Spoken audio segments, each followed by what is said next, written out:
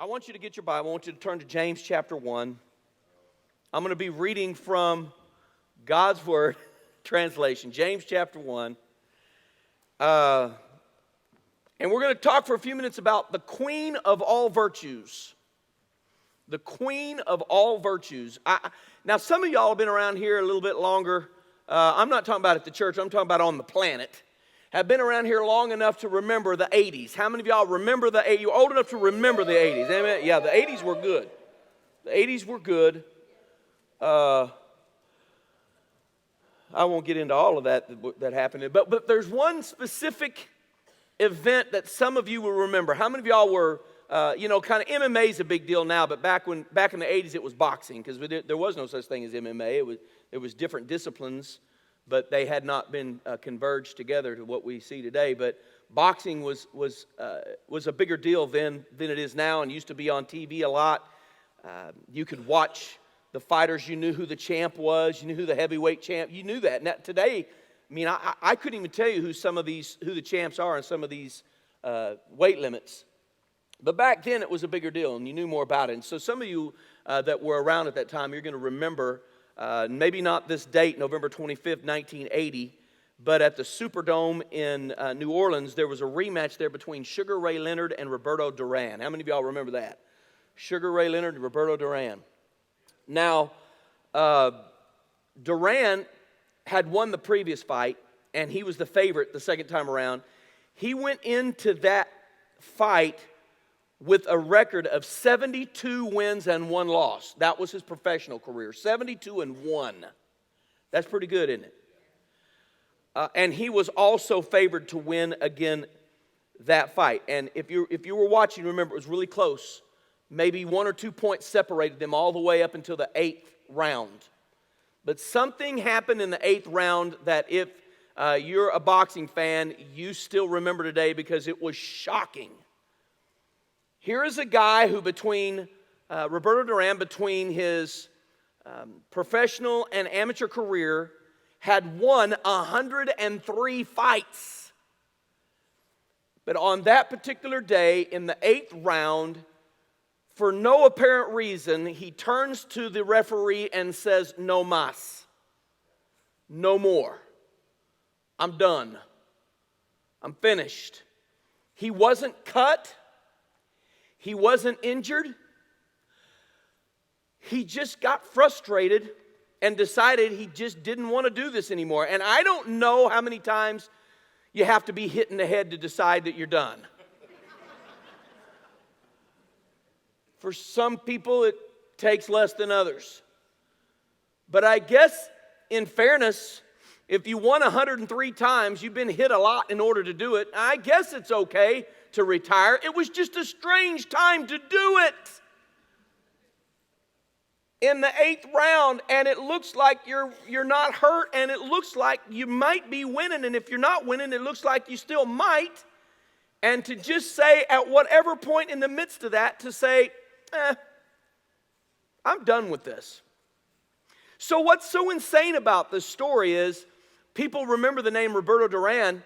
When you think of him, especially if you're a boxing fan, the first thing that comes to your mind is not 103 wins. It's not 72-1 as a pro. It's no mas. And I think that's a shame because his legacy deserves so much more. But people are negative by nature. It's just how we are. And we're going to remember the one time he quit over the 103 times he won. Today I want to talk to you about the queen of all virtues, and that is endurance. I want you to look at James chapter 1, starting in verse 2. James is the brother of Jesus. He said, "My brothers and sisters, be very happy." Note that. Be very happy when you are tested in different ways. You know that such testing of your faith produces endurance, so endure until your testing is over, and then you will be mature and complete, and you won't need anything. Now, you got to understand this. He's talking to the desperately persecuted church. And he writes these words of encouragement: be happy when you are being tested in various ways. Now, you got to understand something about this testing, because so many times we try to view things through the lens of our own culture or environment, our own surroundings. You can't with this. None of us, I dare say, have ever been facing the kind of testing that these people were that James is talking to. He wasn't talking to them about, hey, when you're having a bad hair day, hang in there. Hey, when you're having a trying drive taking the kids to school, just hang in there. Hey, if you go outside and you notice when you get ready to get in your car that you got a flat, just hang in there. He wasn't talking about those various kinds of tests. He was talking to people who, for them, the normal was becoming something much more desperate than that. These were people who, because they were Christians, were having all of their possessions confiscated. People were coming in and stealing all of their stuff, and that was on a good day for them. It got worse. If they weren't having their things confiscated, then they were being imprisoned for doing what? Same thing you're doing right now. This right here would have done it for you. Had you lived in that day, done what you're doing right now, you could have been one of the people he was talking to about being tested, who are having your possessions confiscated, who are being imprisoned for simply being a person of faith, who's being used as a human torch. They would put these people up on poles and douse them with fuel and light them on fire and use them to be the lamppost for the city because they were Christians. They would take them out to the arena to entertain the masses and sometimes sew sheepskins onto them and throw them into the arena so the lions would eat them alive. That testing is quite different than hang in there when you got a flat. Am I right? James says to these people, be happy. That's an interesting choice of words. Be happy when they take your stuff. Be happy when they put you in prison. Why? Why? How? Because he said this kind of testing will produce endurance if you live through it. For them, that's what it meant. Be happy because confiscating your stuff, imprisoning you, you'll live through. Being set on fire, being fed to the lions, no, not so much. But be happy if you live through it, because if you live through it, you're going to have something that is much more valuable than you ever had before. And if you don't live through it, you're going to attain something more valuable than you've ever had. And that would be heaven. Either way, things are going to get better for you down the road. Are you still there? I love Rick Renner. I think he's a great teacher. And he says that of the early church of this time period, they're the ones that considered endurance to be the queen of all virtues. That's why we chose it as a title. Because the people who lived in that time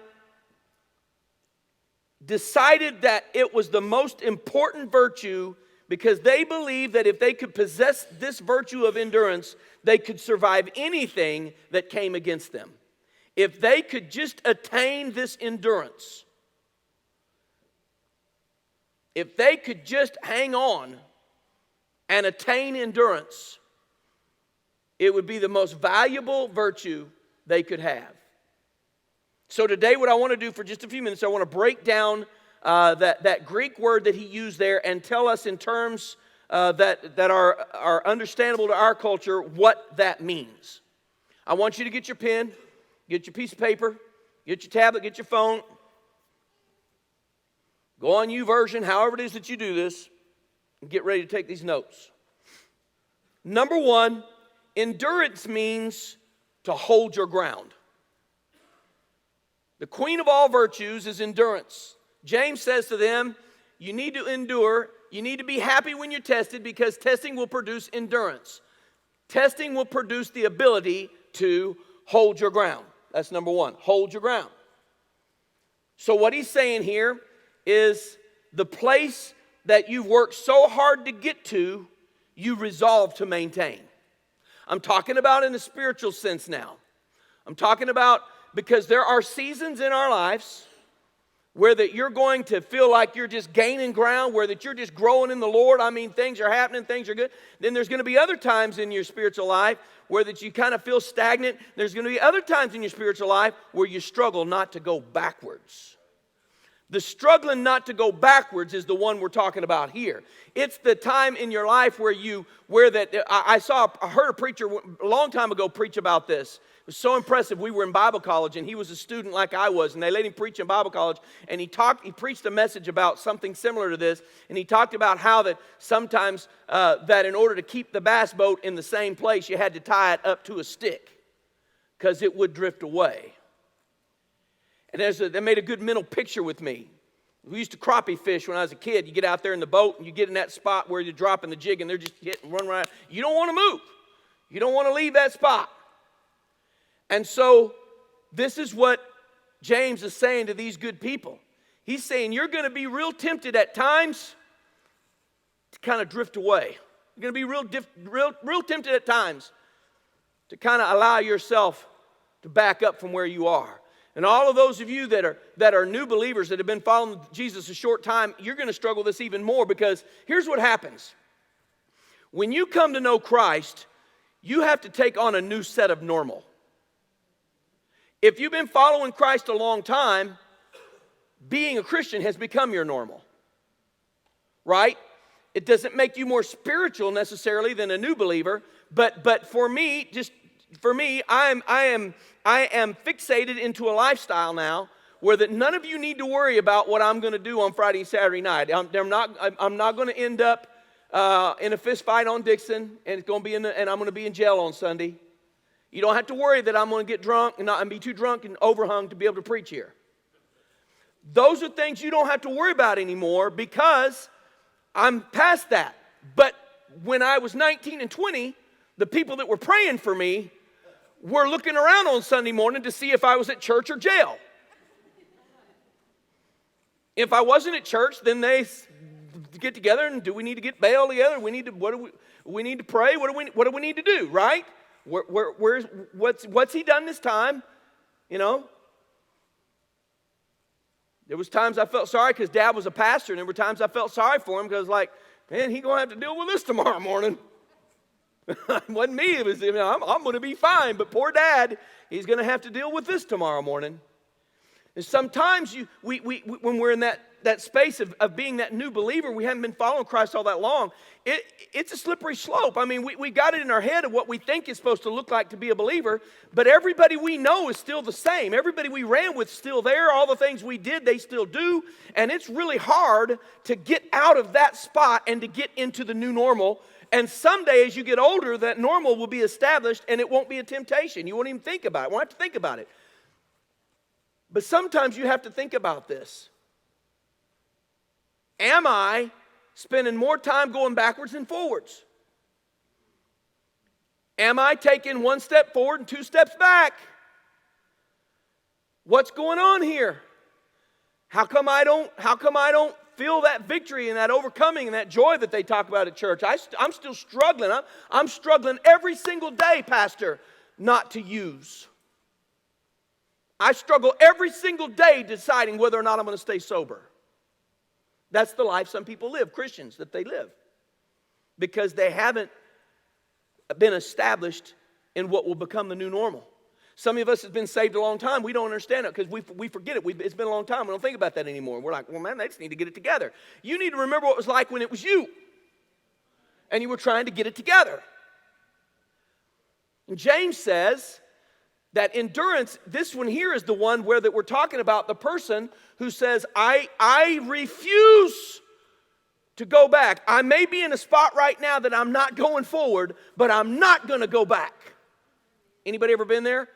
I'm struggling going forward, but one thing I know for sure, I'm not going to go back. I'm going to cling to this log if I have to. I'm going to hang on and find me something sure, but I'm not going to go back. And that's what James was saying right here. It's that whole concept of in military terms, it would have been a picture of a soldier who had orders to maintain their current position no matter what. The soldier is put in with responsibility in an indefinite and defiant persistence until the enemy realizes. You ready for this? James is saying, hey, soldier of the Lord, you take your spot and you don't budge 1 inch. You stay right there. You might not be going forward, but you're not going to go back. You stay right there. You hold on right there. You stay strong right there until the enemy decides they might as well give up. That's what it meant. The enemy says, I can't take this ground. This person, I can't get them out. I can't get them to quit. I might as well be the one to give up. How long do you maintain this position? Until the enemy gives up. Am I right? And that takes a long time sometimes. But I am resolute. I've made a decision. And I wish I was going forward. I'm going to pray to go forward. But when I'm struggling with between now and back, I'm going to hang on here so I don't go back. But I will not go back. Somebody needs to make that kind of a resolute commitment today. I'm not going back. Because some of you are struggling with the back and forth, back and forth, back and forth. And to finally make that decision, I'm not going to keep doing that. I'm not going back. So, number 1 was never go back. Number 2 is never give up. The word means steadfast, consistent, unwavering, unflinching. Here's where you tell the enemy, I don't care how heavy the load gets. I don't care how much pressure you put on me. I'm here to stay. I'm going to hold on, hold out, hold tight to this position no matter what. This is where you are refusing every temptation to quit.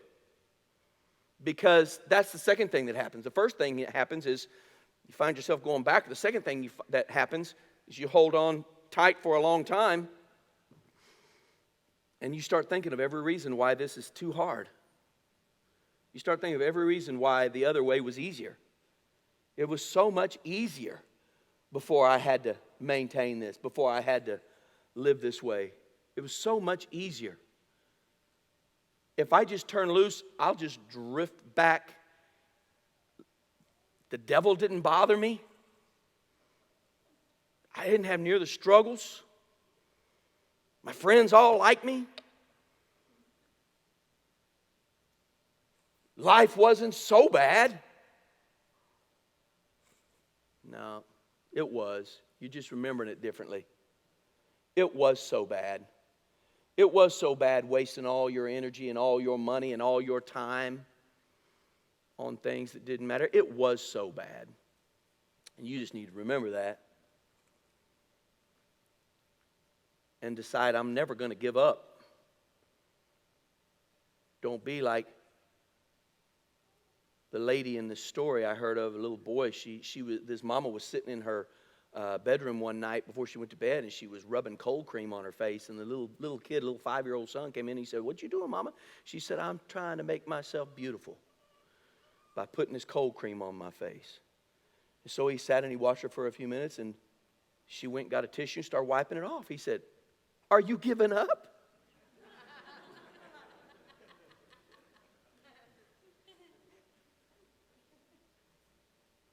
I'm never going to go back. I'm never going to give up. And I'm never going to get beaten. Number 3 is I'm going to fight till I'm victorious. That's what the third one means. Verse 4 says to endure until you are mature, complete, and in need of nothing. Now listen to me. That's the answer to how somebody can be happy when they're being tested in various ways. There is no happiness in the testing. Can somebody say amen? There's joy, because joy is not attached to happiness. They're not dependent upon one another. Joy is what God gives. You have joy in spite of anything. But happiness, come on guys, I don't care how spiritual you are. Sometimes we're just not happy. Some things are happening in our life where we're not happy. We still got joy, but we're not real happy. Things are not real good right now. Anybody been there?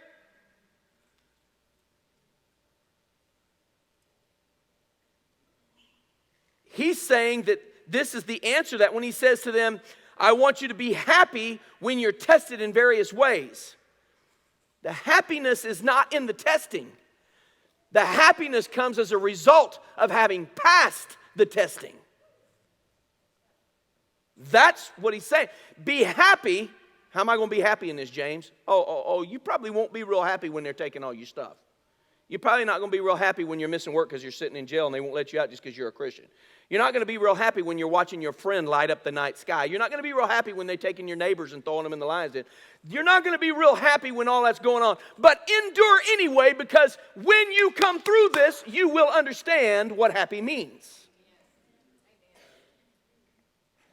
Happy is the result. Happy is the result of enduring, because it means as I endure, each time I win, I get more mature, I get more complete, until eventually I'm not going to need any. That's what the verse says. And need of nothing. And need of nothing. So that individual who has been walking with the Lord a long time will understand this a little bit better. Not that, again, that they're any more spiritual, but they'll understand a little bit better. When you get past the days of I'm going back, I'm fighting with going back and forth, and the days of I'm just trying to hold my spot and not quit, to I live over here and I'm fought by the devil, but I keep beating him. I keep beating him. Then they understand the happiness that's associated with this verse. I keep winning. The devil don't even tip me in some of the ways he used to. He don't even try anymore. It doesn't do him any good. I'm not trying to put myself on a different place than you, because some of you are far more spiritual and been serving the Lord longer than I have. It's not about that. I'm just trying to make it a point.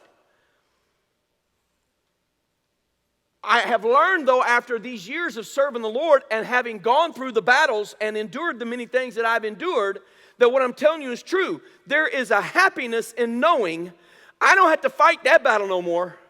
I don't have to make that decision anymore. I'm happy over here, even though the devil still attacks me and he still tries to tempt me, and I'm happy because I whip him every time, and I got a list of all these times I've beaten him. And every time he comes at me, I'm reminded of the times I have won, and that makes me happy.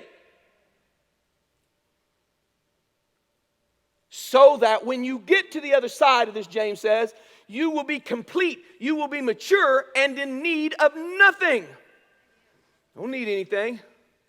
I've learned who my source is. Anything I need, I tell him, and he takes care of it. That's the truth.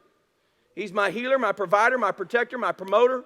He's everything. He's my source. I don't look to anybody. He's my source. I don't look to man for anything. I don't look to man for paths on. I don't need anything from people. The Lord is my source. And I'm happy because I don't mean it arrogantly. I'm not doing it. It's he that's in me. But I'm happy because I keep winning. I like to win. Anybody ever play sports when you was a kid? I've been on real bad teams and some good teams. I played on a basketball team one year that we played 2 full years and never won a game.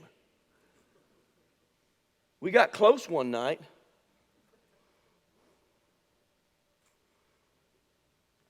We thought we were going to win, but it turns out they beat us. I was excited one day because after a basketball game, my name was in the paper. I was the high point scorer of the basketball game. We lost 49-10, but I scored 6 of the 10 points that we had.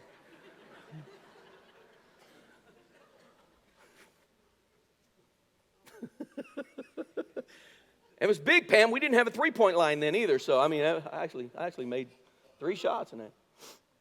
Which is amazing because, this was in the 8th grade, and they had a point guard that was 6'1" and had hair on his chest. We were beat before we even took the court. He had hair on his legs. We're like, well, that's the point guard. That's not even the postman. That's the point guard. He's 6'1", he's got hair on his legs. I mean, why are we playing the game? And it turned out 49-10. All I saw was their postman. I was playing on the back of a 2-1-2 zone. Some of you know that was. All I saw that whole night was that big postman's belly button while he was dunking in 8th grade. He dunked behind his head in pregame in 8th grade. And we were just saying, I'm going to try to get the net this time. I'm going to jump up and try to get the net. And I still remember his name. I'm not going to say it because some of you guys remember. But I saw his belly button all night while he was jumping up, scoring on me. And then I played on some teams where we won. And I want to tell you something. I like winning a lot better than losing. For you parents that are trying to tell your kids, it's okay, honey, if you're a loser. We're going to give you a trophy anyway. You're telling them a lie. It's not as much fun to lose as it is to win. It's funny, I go into some of these little kids' rooms now, and little kids that are 6, 7 years old, and they got trophies everywhere. And I'm like, I only had a handful of trophies because you only got them when you won. I'm not just talking about win the game. I'm talking about you had to win the season. You had to win the whole tournament. It was like if you're the most valuable player,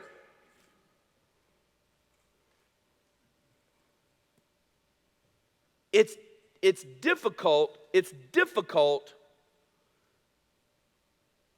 living a life that loses. You know what it looks like to live a losing life? The life where that you keep having to feel like 5 days out of 7, the enemy wins. Where that you just, every time you turn around, all you do is see the devil's belly button dunking on you. It's no fun to live over here. It's no fun to live a long time right here. It's a lot more fun to finally get to the third stage of the endurance that James is talking about in this passage of Scripture, where that we fight until we're victorious. So what's going on? If you're struggling, if the battle's on, you're being attacked on every side, you need to remember endurance. The queen of all virtues is endurance. Here's what you got to do. Take your eyes off of the challenge and the problem and fix them on Jesus. He is the author and the finisher of your faith. Stop looking at the situation and look at the source. He's the only one who can change the situation. You need to understand something about this and this. They're only temporary. They're not long-term circumstances. They don't last forever. And as you win each battle, it's going to give you the confidence to know that you can and that you will every time. And that makes you happy. Now, every once in a while, I lose one, but I don't feel like a loser because I win a lot more than I lose. The Greeks had a game they played, a race that they held that was quite different than anything that we have today. It was a race, but the race wasn't won by the person who crossed the finish line first. It was won by the person who crossed the finish line with their torch still lit. That's different. Why is that different? Because they had to stay focused on the light. They had to stay focused on the flame. Whereas if they weren't worried about it, they could have just ran. They could have just not worried about it. They just could have put it behind them and just ran. But they had to focus on getting to the finish the right way with the light lit. As a church, we need that same kind of endurance. What we're running is not a sprint, it's a marathon. It's a lifetime decision. And we have to settle this in our heart. I'm going to finish this all the way to heaven. Somebody needs to hear this today. I'm going to finish this all the way to heaven. I didn't just pray a prayer one day in an altar and go get baptized and then fall away. I'm not satisfied with spending more days of the week over here than I do over there. I'm not satisfied with spending years here. I want to get over here and be happy. I want to win. So we have to make a determination. Hold my ground, never give up, fight till I'm victorious, endure. Never go back, never give up, never get beat. You got to say that with me. Never go back, never give up, never get beat.